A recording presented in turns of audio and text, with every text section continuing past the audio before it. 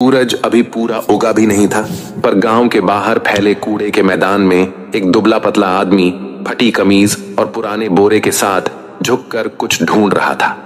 नाम था सलीम, वही जिसे गांव वाले निकम्मा कहकर पुकारते थे। बच्चे हंसते, देखो कबाडी वाला आ गया। वो कुछ नहीं कहता, बस चुपचाप वहां से चला जाता। घर में न चूल्हा था, न कोई बात करने वाला। पत्नी सालों पहले बच्चों को लेकर मायके चली गई थी। उसके बाद से झोपड़ी में वो सिर्फ अकेला रहता। उस दिन भी सलीम ने कूड़े के ढेर में एक नया कोना चुना। छड़ी से मिट्टी उलटते हुए अचानक उसकी नजर एक अजीब चीज पर पड़ी। एक बोरा, बिल्कुल साफ, लगभग नया, न कीचड़ न दाग। ऊपर मोटी रस्सी की गांठें कसकर बंधी थीं। किसने फेंका होगा ये? उसने बुदबुदाया।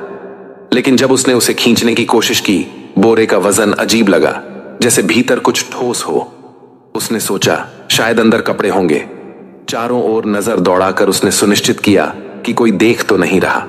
फिर बोरे को धीरे धीरे किनारे खिसकाया, जहां धुएं की धुंध उसे छिपा सके। उसने रस्सी खोली, बोरा खुला और उसकी सांस अटक गई। अंदर प्लास्टिक में लिपटी गड्डियां थीं। उसने कांपते हाथों से एक खोली, 500 के नए नए नोटों के बंडल।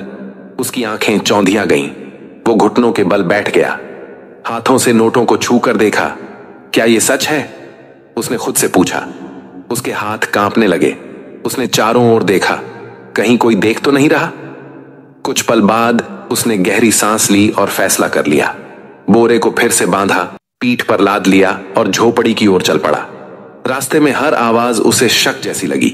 कुत्ते का भौंकना, किसी का बात करना। घर पहुंचते ही उसने झोपड़ी का दरवाजा अंदर से बंद किया।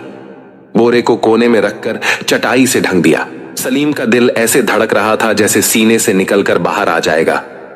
बार बार वह झोपड़ी के दरवाजे से झांकता, कहीं कोई पीछे तो नहीं आ गया। जब उसे यकीन हुआ कि आसपास कोई नहीं है, तो वह धीरे से बोरे के पास बैठ गया। हाथ कांप रहे थे, लेकिन हिम्मत जुटाकर रस्सी खोली। जैसे ही बोरा खुला, अंदर की चमक ने उसकी आंखें चौंधिया दी। नोटों की गड्डियां, एक से एक ताजा, नई। सलीम ने एक गड्डी निकाली और गिनना शुरू किया। गिनते गिनते उसके होंठ सूख गए। सिर्फ एक गड्डी में 1 लाख रुपए। उसने अंदाजा लगाया, कम से कम 30-40 करोड़ तो होंगे। यह सोचते ही उसका दिमाग सुन्न पड़ गया। इतना पैसा कोई आम आदमी नहीं छोड़ सकता। वह बुदबुदाया। उसके भीतर डर की लहर दौड़ गई। कहीं ये किसी बड़े आदमी, किसी नेता या गुंडे का तो नहीं।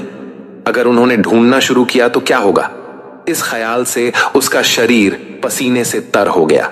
सलीम ने गड्डियां वापस रख दी, बोरा बांधा और मिट्टी पर बैठ गया। सिर पकड़कर सोचने लगा। दिल में एक तरफ खुशी थी कि सालों की गरीबी अब खत्म हो जाएगी। इलाज करा सकेगा, नया घर बना सकेगा, इज्जत की जिंदगी जी सकेगा। पर दूसरी तरफ डर उसे भीतर से कुतर रहा था। अगर किसी को पता चल गया तो लोग उसे चोर कहेंगे, पुलिस पकड़ लेगी या असली मालिक आ जाएगा। रात भर वो जागता रहा। उसने खुद को तसल्ली दी, अगर कल सिर्फ एक गड्डी निकालकर इलाज करवा लूं तो किसी को क्या पता चलेगा। डॉक्टर ने पहली बार उसे इज्जत से बैठाया, दवाइयां दी और कहा, इलाज मुमकिन है। सालों बाद सलीम के चेहरे पर एक सच्ची मुस्कान आई। वो समझ गया, यह दौलत उसका इम्तिहान है, वरना वरदान नहीं। अगला दिन सलीम के लिए एक नई सुबह बन गया। वर्षों बाद उसने आईने में खुद को गौर से देखा। चेहरा कमजोर था, मगर आंखों में अब उम्मीद की चमक थी। उसने सोचा, अगर समझदारी से काम लूं तो सब बदल सकता है। सबसे पहले उसने अपनी झोपड़ी की मरम्मत करवाई। बोरे से कुछ पैसे निकाले, मजदूरों को बुलाया और छत बदलवा दी। कुछ ही दिनों में घर की बदबू और सीलन कम हो गई। मोहल्ले वाले हैरान थे, अरे ये कबाड़ बीनने वाला अचानक कैसे बदल गया? कुछ हफ्ते बाद उसने अगला कदम उठाया। गांव की मुख्य सड़क पर एक छोटी सी किराने की दुकान खोली। पहले दिन बस दाल, चावल, नमक रखा। खुद दुकान पर बैठा, आने वालों को मुस्कुराकर सलाम किया। शुरुआत में लोग झिझके, मगर धीरे धीरे आने लगे। दुकान चल निकली। आटे की बोरियां, तेल के डिब्बे, मसाले, साबुन, सब कुछ बिकने लगा। सलीम ने उस पूरे दौर में बड़ी सतर्कता बरती। उसके पास अचानक आई दौलत किसी रहस्य से कम नहीं थी, पर उसने कभी उसका दिखावा नहीं किया। वह जानता था, अगर जरा भी चमक दमक दिखी तो लोग सवालों की बौछार कर देंगे। इसलिए बाहर से वह अब भी वही सीधा सादा दुकानदार दिखता था जो हर ग्राहक को मुस्कुराकर क्या चाहिए भैया कहता था। लेकिन भीतर वह जानता था कि उसकी पुरानी बोरी में इतनी पूंजी छिपी है कि न सिर्फ उसकी बल्कि कई जिंदगियों की दिशा बदल सकती है। कभी कभी मोहल्ले की बुजुर्ग औरतें उससे कहती, सलीम भैया तुम तो बहुत बदल गए हो। वह बस मुस्कुरा देता, लेकिन भीतर एक मीठा गर्व उमड़ पड़ता। आखिर किसे बुरा लगता है जब दुनिया आपके बदलाव को देखती है। धीरे धीरे उसने कारोबार बढ़ाया। कुछ महीनों बाद उस बोरी से थोड़ा और पैसा निकाला और एक छोटा सा गोदाम शुरू किया। माल ढोने के लिए पुरानी ट्रक खरीदी और अब सिर्फ बेचने वाला नहीं, सप्लाई करने वाला बन गया। गांव में लोग अब उसे सलीम लाल कहकर पुकारने लगे, जैसे वह कोई बड़ा व्यापारी हो। पर तरक्की के इस सफर के बीच एक डर हमेशा उसके भीतर जीवित रहा। रात को जब वह उस बोरी के पास बैठता तो सोचता, अगर किसी दिन यह राज खुल गया तो, अगर असली मालिक सामने आ गया तो। और अगले ही पल खुद को दिलासा देता, नहीं, यह मेरी किस्मत का इनाम है। मैंने सालों की बेबसी सही है, यह मेरी मेहनत का फल है, किसी का हक नहीं छीना। समय के साथ सलीम खुद भी बदल गया था। जो आदमी कभी भीड़ में सिर झुकाकर चलता था, अब सीधा चलता था, आत्मविश्वास से भरा हुआ। उसकी आवाज में अब झिझक नहीं, ठहराव था। दिन में वह दुकान संभालता, शाम को गोदाम देखता और रात में बोरी के पास बैठकर अगले दिन की योजना बनाता। वह अब अपने पुराने सलीम से कहीं आगे निकल चुका था, मगर यह भी सच था, तरक्की के बीच भी एक खालीपन उसके भीतर अब भी गूंजता था। एक शाम जब वह थका हारा दुकान बंद करके लौटा तो दरवाजे पर दो चेहरे खड़े थे, परिचित पर दूर चले गए चेहरे। उसकी पत्नी अनिता और दोनों बच्चे। बच्चे अब बड़े हो चुके थे, मगर उनके चेहरे पर हिचक और शर्म की छाया थी। अनिता की आंखें भीगी हुई थीं। सलीम, उसने धीमे से कहा, हमसे गलती हुई थी, हालात ने मजबूर कर दिया था, तुम्हें छोड़कर जाना ठीक नहीं था। सलीम के कदम जैसे जमीन में धंस गए। एक पल को समय ठहर गया। उसे वे दिन याद आए जब बीमारी ने उसे तोड़ दिया था। घर में खाने को कुछ नहीं था और अनिता ने कहा था, मैं यह सब नहीं झेल सकती, और बच्चों को लेकर चली गई थी। वह वही रात थी जब सलीम का सब कुछ बिखर गया था।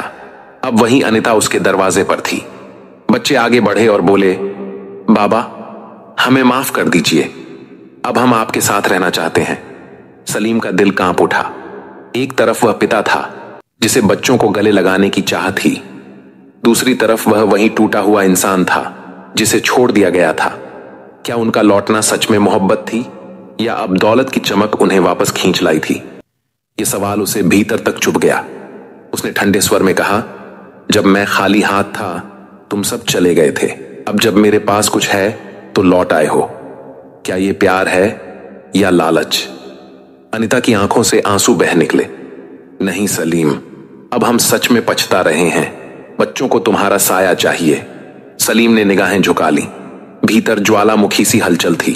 वह जानता था कभी कभी माफ करना आसान होता है, लेकिन भूलना नहीं। आखिर उसने कहा, बच्चे मेरे हैं और उनका हक कोई नहीं छीन सकता। मैं उनकी पढ़ाई, उनका भविष्य संभालूंगा। लेकिन अनिता, हमारे बीच जो दीवार खड़ी हो गई है वह अब कभी नहीं गिरेगी। अनिता चुप रह गई। बच्चों की आंखों में राहत थी, कम से कम पिता फिर से उनके जीवन में थे। पर सलीम के दिल का पुराना घाव फिर हरा हो गया। बाहर की दुनिया कहती थी सलीम लाल अब एक सफल आदमी है, लेकिन भीतर वह अब भी वही सलीम था जो अपनी पुरानी बोरी के साथ अतीत और वर्तमान के बीच झूलता रहा। उस रात सलीम देर तक नींद नहीं ले पाया। वह बोरी के पास बैठा जैसे किसी पुराने दोस्त से बातें कर रहा हो। ये दौलत सब कुछ लौटा रही है, इज्जत, नाम, सुकून भरी जिंदगी, बट क्या ये मन की शांति भी लौटा पाएगी? सवाल हवा में तैर गया और जवाब में बस दीवारों की खामोशी थी। कुछ हफ्ते बीते। सलीम की दुकान अब एक छोटे साम्राज्य में बदल चुकी थी। गोदाम से माल निकलता, गाड़ियां आती जाती और गांव वाले अब उसे सलीम भाई कहकर सम्मान से पुकारते। बाहर की दुनिया में सब ठीक था, पर भीतर एक बोझ था जो हर रात उसके सीने पर बैठ जाता। वह उस बोरी को देखता और खुद को समझाता, शायद किसी चोर ने फेंकी होगी या शायद किस्मत ने मुझ पर दया की। पर किस्मत को भी जैसे उसके धैर्य की परीक्षा लेनी थी। एक शाम वह घर के आंगन में चाय की चुस्कियां ले रहा था। अंदर टीवी पर खबरें चल रही थीं, सामान्य राजनीतिक बकवास जिसे अब वह ध्यान से नहीं सुनता था। लेकिन अचानक एंकर की आवाज तेज हुई। ब्रेकिंग न्यूज, विधायक के घर हुआ चोरी। सलीम का दिल धक से रह गया। एंकर बता रहा था एक चोर विधायक के घर से पैसे चुराकर भाग रहा था। जब पुलिस ने उसका पीछा किया तो उसने पैसे कहीं छुपा दिए हैं जो अब मिल नहीं रहे हैं। पुलिस लगातार उसे तलाशने की कोशिश कर रही है। सलीम का हाथ कांप गया। उसके दिमाग में बिजली सी कौंधी। बोरा, वही बोरा। एंकर बोलता जा रहा था, सैकड़ों करोड़ अब भी लापता हैं। छोटे बंडल शायद कभी न मिले, लेकिन जांच जारी है। वह वाक्य उसके कानों में गूंजने लगा। छोटे बंडल शायद कभी न मिले, मतलब शायद उसका बोरा अब भी सुरक्षित है। इसके साथ ही एक ठंडी लहर उसकी रगों में दौड़ गई। अगर कभी किसी ने पता लगा लिया तो? अगर पुलिस दरवाजे पर आ गई तो? उस रात उसने करवटें बदल बदल कर गुजारी। सुबह दुकान पर भी उसका ध्यान भटका हुआ था। ग्राहक बोलते रहे और वह खोए से जवाब देता रहा। मन में बस गणित चल रहा था, अगर सब छिपा रहा तो बच जाऊंगा, पर अगर राज खुल गया तो सब खत्म। शाम को लौटकर उसने बोरा फिर खोला। नोट अब भी वैसे ही चमक रहे थे, पर अब वह चमक उसे डरावनी लगी। उसे लगा जैसे उन नोटों की आंखें हैं जो उसे घूर रही हैं। सलीम ने गड्डियां वापस रखीं और खुद से कहा, यह दौलत मुझे बचा भी सकती है और मिटा भी सकती है। उस दिन से उसने एक संकल्प लिया, अब कोई जल्दबाजी नहीं। थोड़ा थोड़ा पैसा निकालेगा, धीरे धीरे खर्च करेगा ताकि किसी को शक न हो। पर दिल के अंदर अब एक नया जख्म बन चुका था। हर बार जब वह नोट गिनता उसके हाथ जैसे कांपते। फिर भी जिंदगी चलती रही। इसी दौरान एक दिन पास के गांव से एक आदमी सामान लेने आया। साथ में थी उसकी बहन सलोनी, सादा सी। 2 साल पहले उसने अपने पति को बीमारी में खो दिया था और अब अपने भाई के साथ कामकाज संभाल रही थी। सलीम ने जब पहली बार उससे बात की तो उसे अजीब सुकून महसूस हुआ। सलोनी की बातों में न कोई दिखावा था, न कोई मतलब। वह सलीम को एक व्यापारी नहीं, एक इंसान की तरह देखती थी। धीरे धीरे वह दुकान पर आने लगी, कभी भाई के साथ, कभी अकेली। हर बार उसके लहजे में एक सहज विनम्रता होती जो सलीम के दिन की थकान उतार देती। एक दिन सलोनी ने मुस्कुराते हुए कहा, आप बहुत मेहनती हैं सलीम जी, गांव में सब आपकी इज्जत करते हैं। सलीम उस पल बस मुस्कुरा दिया, लेकिन उसके भीतर एक अनकहा एहसास जागा। शायद पैसा इंसान को सुरक्षित कर सकता है, मगर किसी का अपनापन ही उसे जिंदा रखता है। जब सलोनी ने मुस्कुराते हुए कहा, आप बहुत इज्जतदार इंसान हैं, तो सलीम के भीतर कुछ पिघल गया। बरसों बाद किसी ने सम्मान दिया था, वो भी एक सुंदर औरत ने। उसके सीने में जैसे ठंडक उतर गई। धीरे धीरे दोनों के बीच एक नर्म रिश्ता पनपने लगा। सलोनी सिर्फ सुनती नहीं थी, वह समझती थी। जब उसे सलीम के अतीत का पता चला तो उसने अफसोस नहीं जताया, बल्कि उसकी आंखों में देखकर कहा, जो बीत गया वो वक्त की परीक्षा थी, अब जरूरी है कि तुम आगे बढ़ो। इन शब्दों ने सलीम के भीतर जैसे कोई नया दीपक जला दिया। कुछ महीनों बाद उसने एक फैसला लिया, वह सलोनी से शादी करेगा। गांव में यह खबर सुनते ही तरह तरह की बातें होने लगीं। किसी ने ताना मारा, कबाड़ बिनने वाला अब नई बीवी लाएगा, तो किसी ने हंसते हुए कहा, चलो अब इस बेचारे की जिंदगी में रोशनी तो आई। सलीम ने किसी बात का जवाब नहीं दिया। वह जानता था यह शादी सिर्फ साथ पाने के लिए नहीं, बल्कि खुद को नया जीवन देने के लिए है। शादी बहुत सादगी से हुई, न बैंड बाजा, न दावतों की भीड़, बस 2 साक्षी, कुछ फूल और 2 दिलों की नई शुरुआत। सलोनी के आने के बाद सलीम का घर जैसे सांस लेने लगा। जब सलीम दुकान से थका हारा लौटता तो सलोनी मुस्कुराकर दरवाजा खोलती। वो मुस्कान न महंगी थी न बनावटी। इन छोटी छोटी बातों ने सलीम को वो सुकून दिया जो किसी दौलत से नहीं खरीदा जा सकता। फिर भी जब रात गहराती और सलोनी सो जाती, सलीम का मन फिर उसी बोरी के पास जा बैठता। वह बोरी उसे चैन नहीं लेने देती थी। हर बार नोटों की चमक उसे यह याद दिलाती, यह दौलत पवित्र नहीं है।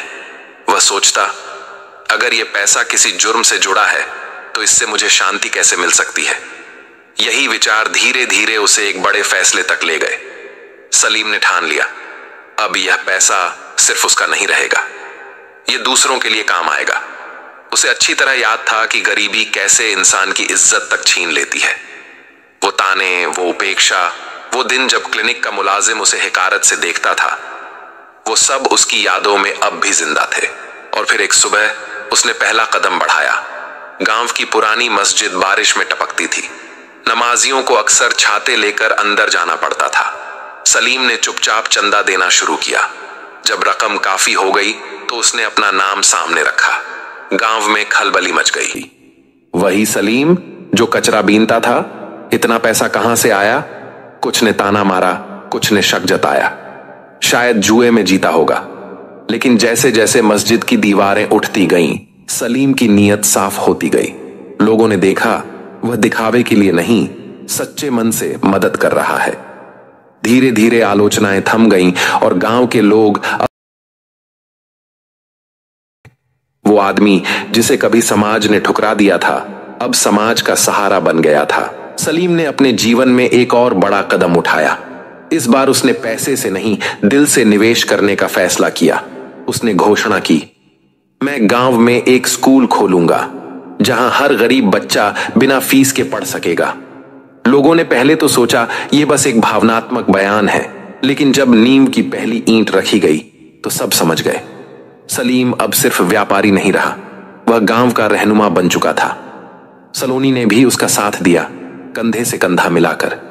कुछ युवा शिक्षक मामूली वेतन पर पढ़ाने को तैयार हो गए। कोई कहता ये तो चमत्कार है, कोई दुआ देता खुदा ऐसे लोगों को सलामत रखे। सलीम ने बाकी बचे हुए पैसे और भी व्यापार में लगा दिया और ऐसे करते करते वो अब सच में एक बहुत अमीर आदमी बन गया। अब उसे उस बोर की कोई जरूरत नहीं थी। अब उसकी कमाई ही इतनी ज्यादा थी कि वो अब अरबों में बिजनेस करता, लेकिन फिर भी वो अल्लाह का शुक्र अदा करता और गरीबों की मदद करता। उसने अपनी पहली बीवी और बच्चों को लंदन में एक बद्धा सा बंगला और एक होटल बनवा कर दे दिया। उसकी पहली बीवी भी अपने बच्चों के साथ खुश रहने लगी। अगर आपको भी सलीम की ये कहानी सोचने पर मजबूर करती है कि सच्चाई, पछतावा और भलाई के बीच इंसान का असली संघर्ष क्या होता है, तो एक लाइक जरूर करें। कमेंट में बताइए, अगर आप सलीम की जगह होते तो क्या करते? क्या गलत पैसे से की गई भलाई सही मानी जा सकती है? आपकी राय हमारे लिए बहुत कीमती है। और हाँ, ऐसी ही दिल छू लेने वाली कहानियां देखने के लिए चैनल को सब्सक्राइब करें और नोटिफिकेशन ऑन कर लें ताकि अगली कहानी सीधे आपके मोबाइल स्क्रीन पर पहुंचे।